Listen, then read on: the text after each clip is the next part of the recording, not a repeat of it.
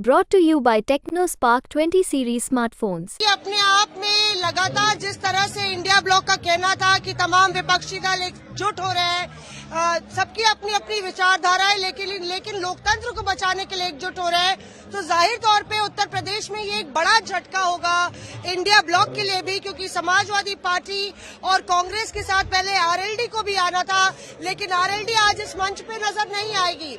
वहीं अगर पल्लवी पटेल ओवैसी के साथ गठबंधन कर लेती हैं, तो कहीं ना कहीं जो विपक्ष का वोट है, विपक्ष के लिए जो वोट है, वो उसके बंटने की लगातार चिंता इंडिया ब्लॉक को, समाजवादी पार्टी और कांग्रेस को हो सकती है। बहरहाल कोशिश करेंगे संदीप दीक्षित से बात करने के लिए। एक मिनट लाइव है संदीप जी, एक खबर आ रही है, पल्लवी पटेल और ओवैसी साहब का गठबंधन हो गया उत्तर प्रदेश में। आपके इंडिया ब्लॉक के लिए ये एक बड़ा झटका है? नहीं, कोई झटका नहीं है। मुझे तो तब झटका लगता अगर ओवैसी जी कोई मतलब समझ लीजिए ऐसा काम करते हैं जिसमें मोदी सरकार कमजोर होती।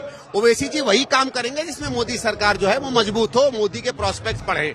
तो ये इस बात को स्थापित करता है कि ओवैसी जी के बारे में जिस तरीके से हमारे उनका चरित्र वर्णन किया और उनकी राजनीतिक क्या रणनीति है वो है, उसी के साथ वो चल रहे हैं। देखिए, ओवैसी जी को मैं एक बात की दाद दूंगा कि वो उनके जो प्रिंसिपल्स हैं कि बीजेपी को जिताना है और उसके साथ साथ अपने आप को मजबूत रखना है, उसमें वो अडिग रहते हैं और उसमें किसी को धोखा देना पड़े, किसी भी तरीके से चुनाव लड़ना पड़े, वो लड़ते रहते हैं। पर पल्लवी पटेल तो आपकी समाजवादी पार्टी आपके सहयोगी के साथ थी, तो क्या ये आप लोग की भी जिम्मेदारी नहीं थी कि उनको साथ रखते?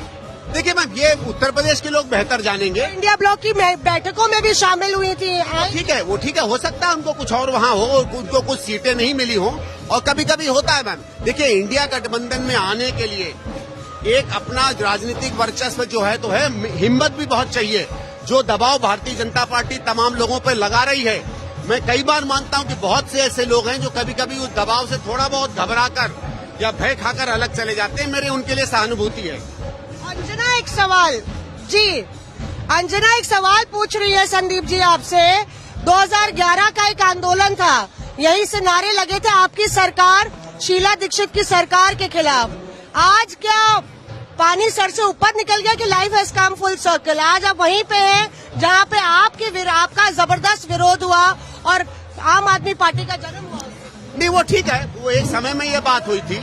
आप ही के चैनल में तो हम लोगों को चोर कह रहे थे, ऐसा नहीं है? आप ही के चैनल यही कह रहे थे ना चोर, हम नहीं कह रहे थे। मैं मान रहा हूँ, सब कह रहे थे, लेकिन मेरा ये कहना है पिछले 12 या 13 साल में भारत की सरकार हो, दिल्ली की सरकार हो, सीबीआई हो, इन्होंने सबने इस बात को स्थापित कर दिया कि दिल्ली की कांग्रेस सरकार पाक सरकार थी, उसके खिलाफ। क्या आज आम आदमी पार्टी के नेता ये कहेंगे? सुन तो लीजिए, कहेंगे कि शीला दीक्षित की सरकार पाक सरकार। अभी मैं कह रहा हूँ मौसमी जी, मेरे बात कंप्लीट करने दीजिए। जो बात आप कह रहे हैं, मैं खुद वो सवाल पूछना चाहता हूँ। मुझे इस बात का संतोष है कि 12 साल की अवधि में अपने आप इस दिल्ली में यहाँ की सरकारों ने इस बात को सिद्ध कर दिया कि तो 11-12 में कहा गया उसमें कुछ दम नहीं था। आज हम लोग बड़ी राजनीतिक युद्ध के लिए, बड़ी लड़ाई के लिए एक साथ आए हैं, उन मुद्दों में साथ आए हैं जहाँ मुझे संतोष है कि तमाम पार्टियां, जिनमें आम आदमी पार्टी भी एक है, उसको लगता है कि कांग्रेस के साथ आना आवश्यक है। जहाँ तक शीला जी की बात है, उनके प्रति उनका क्या व्यवहार है, मुझे लगता है ये सवाल आप उनसे पूछें। ठगों का मेला करार दे रही है बीजेपी इसको, ठगों का मेला। नहीं, देखिए, ये तब तक ठगें जब तक हम वहाँ ना चले जाएं। मैं आपको गारंटी देता हूँ, अगर आज इंडिया गठबंधन के नेता यहाँ से तय कर लें कि हम बीजेपी ज्वाइन करेंगे, तो शाम को देखिएगा हमारे तारीफ में कितने कसीदे पड़े जाएंगे। तो भारतीय जनता पार्टी को, जो जनता पार्टी में नहीं है, वो ठग है। एक दिन अशोक चौहान जी ठग थे, अगले दिन बीजेपी में चले गए, ठग नहीं बचे। तो भारतीय जनता पार्टी किसको ठग कहती है, नहीं कहती है, वो पार्टी की सदस्यता से तय होता है। अच्छा संदीप जी, देखिए, हमने आपको टोका नहीं है। एक अंजना, इनसे सवाल पूछ लेते हैं। ये रैली केजरीवाल को बचाने के लिए, केजरीवाल के समर्थन में, कि लोकतंत्र को बचाने के लिए? क्योंकि आपके नेता कह रहे हैं ये रैली केजरीवाल के खिलाफ जो अत्याचार हो रहा है उसके लिए। देखिए, ये रैली उन मुद्दों के लिए है जिन मुद्दों पे इंडिया गठबंधन साथ आया था। इसमें लोकतांत्रिक प्रक्रियाओं को सुदृढ़ करना, कानून के साथ कार्रवाई करनी, हम उसके लिए साथ हैं। हमने कभी भी यही नहीं कहा कि चाहे हेमंत सोरेन जी हो, चाहे अरविंद केजरीवाल हो, कि इनके खिलाफ आपके जो केस है वो आप ना चलाइए।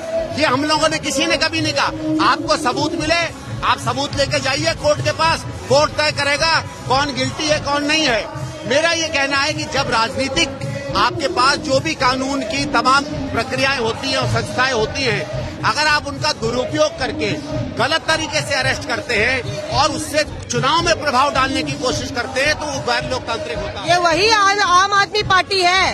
कांग्रेस बदल गई कि आम आदमी पार्टी बदल गई? हम और अंजना दोनों ये जानना चाहते हैं। तो वही है। कांग्रेस बदल गई कि आम आदमी पार्टी बदल गई? ऐसा है, हम तो वही हैं। हम तो तब भी मानते थे कि हमने कोई भ्रष्टाचार नहीं किया, हम तो आज भी मानते हैं कि हमने कोई भ्रष्टाचार नहीं किया। जिन्होंने हम पर उंगली उठाई थी, आप उनसे पूछिए।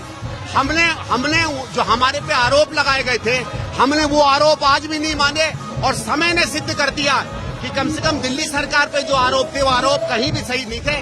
जिन्होंने आरोप लगाए, ये सवाल उनसे पूछ लीजिए।